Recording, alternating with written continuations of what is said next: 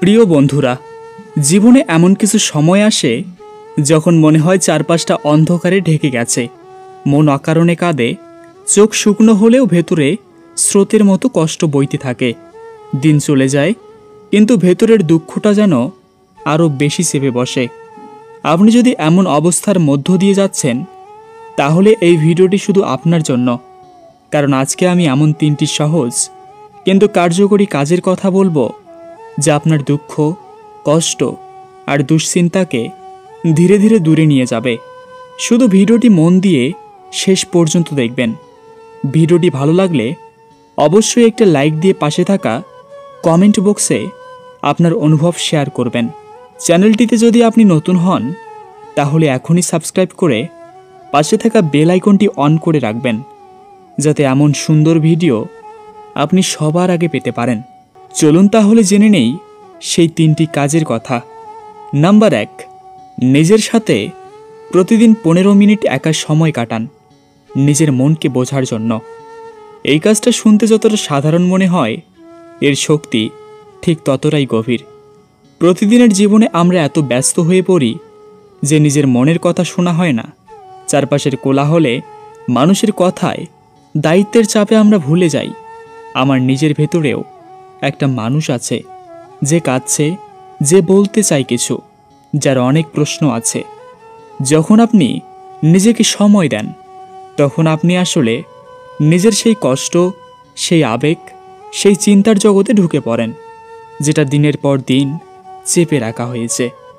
এই সময়টা আপনি কাটাতে পারেন একা বসে থেকে, ছাদে গিয়ে আকাশের দিকে তাকিয়ে, অথবা প্রিয় কোনো জায়গায় গিয়ে চুপচাপ বসে থেকে। এ সময় ফোন বন্ধ রাখুন, টিভি, ইন্টারনেট দূরে রাখুন। কারো সঙ্গে কথা না বলে শুধু নিজের ভেতরের কণ্ঠস্বরটা শুনুন। হয়তো প্রথম দিন কিছুই ভালো লাগবে না, কিন্তু আস্তে আস্তে আপনি দেখতে পাবেন আপনার ভেতরের দুঃখগুলো ভেসে উঠছে। আপনি বুঝতে পারছেন আপনি কেন চিন্তিত, কেন আপনার এতটা কষ্ট। নিজেকে বোঝা খুবই গুরুত্বপূর্ণ, কারণ আপনি যতক্ষণ না বুঝতে পারবেন আপনার মন কিসে কষ্ট পায়, ততক্ষণ আপনি সেই কষ্ট থেকে মুক্তি পাবেন না। ধরুন, আপনি সারাদিন চিন্তা করছেন, বাট চিন্তার উৎসটাই যদি আপনার নিজের কাছে পরিষ্কার না হয়, তাহলে আপনি কিভাবে তা থেকে মুক্ত হবেন? একা সময় কাটানোর মানে এই না যে আপনি একা হয়ে যাচ্ছেন বা আপনাকে কেউ ভালোবাসে না, বরং এটা এমন একটা সময় যেটা আপনি নিজের জন্য রেখে দিচ্ছেন। অন্য কেউ দেবে না আপনাকে এই সময়। আপনি যদি নিজেকে ভালো না বাসেন, নিজের কথা না শোনেন, তাহলে আর কে শুনবে? এ সময় আপনি চাইলে একটি খাতা ও কলম নিয়ে বসতে পারেন। যেসব কথা কাউকে বলতে পারেন না, সেগুলো লিখে ফেলুন। এটা আপনার মনকে হালকা করতে সাহায্য করবে। মাঝে মাঝে লিখে ফেলুন, আজ কেন মন খারাপ, আজ কী নিয়ে চিন্তা হচ্ছে, কার কথা মনে পড়ছে। দেখবেন কিছুক্ষণ পর মন একটু হালকা লাগছে। এই একা সময়টায় আপনি নিজের মধ্যে লুকিয়ে থাকা সেই শিশুটাকে খুঁজে পাবেন, যে ভয় পায়, কাঁদে, দুঃখ পায়। তাকে জড়িয়ে ধরুন মনে মনে, বলুন, আমি আছি তোর পাশে, চিন্তা করিস না।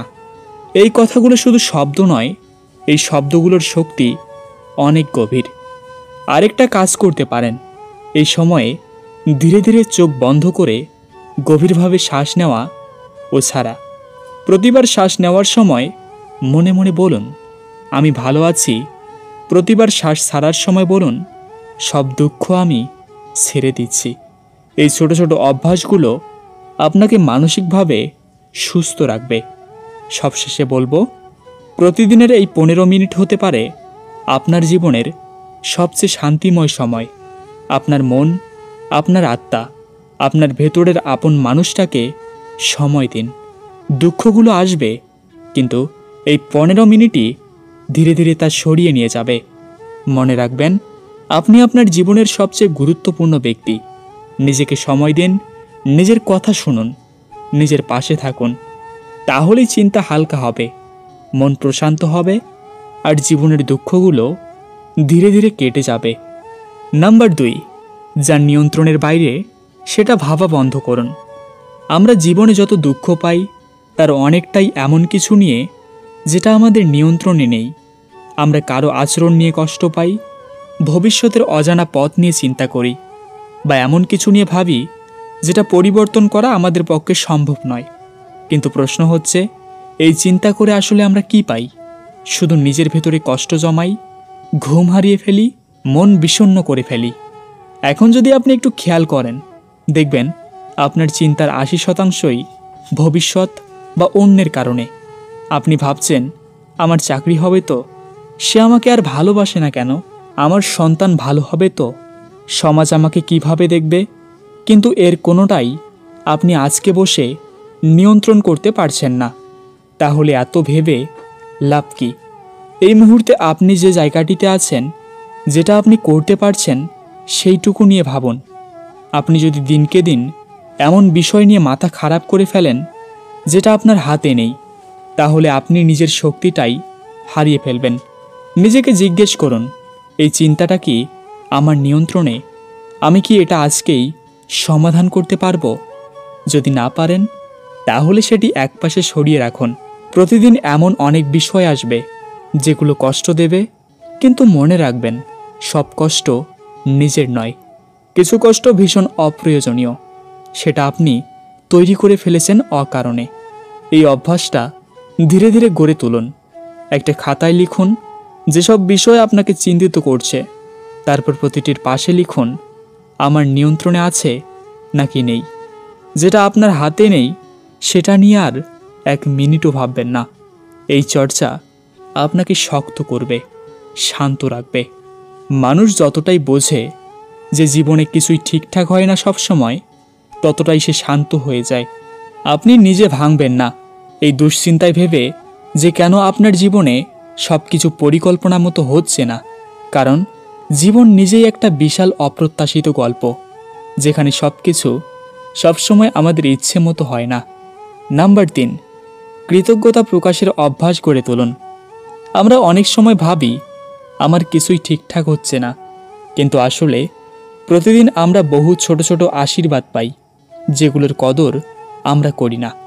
আপনি আজ জেগে উঠছেন, চোখে দেখতে পাচ্ছেন, হাঁটতে পারছেন, কিছু খেতে পাচ্ছেন, এই সবই বিশাল আশীর্বাদ। কিন্তু সমস্যা হচ্ছে, আমরা সবসময় যা নেই সেটা নিয়ে কষ্ট পাই, যা আছে সেটা ভুলে যাই। এই অভ্যাস আমাদের দুঃখী করে তোলে। কৃতজ্ঞতা এমন একটা অভ্যাস যা আপনার মনকে শান্ত রাখে, জীবনের প্রতি এক ধরনের ভালোবাসা তৈরি করে। আপনি যদি প্রতিদিন সকালে ঘুম থেকে উঠে বা রাতে ঘুমানোর আগে 3টি বিষয় নিয়ে ভাবেন যার জন্য আপনি কৃতজ্ঞ, তাহলে দেখবেন মন অনেক হালকা হয়ে যাবে।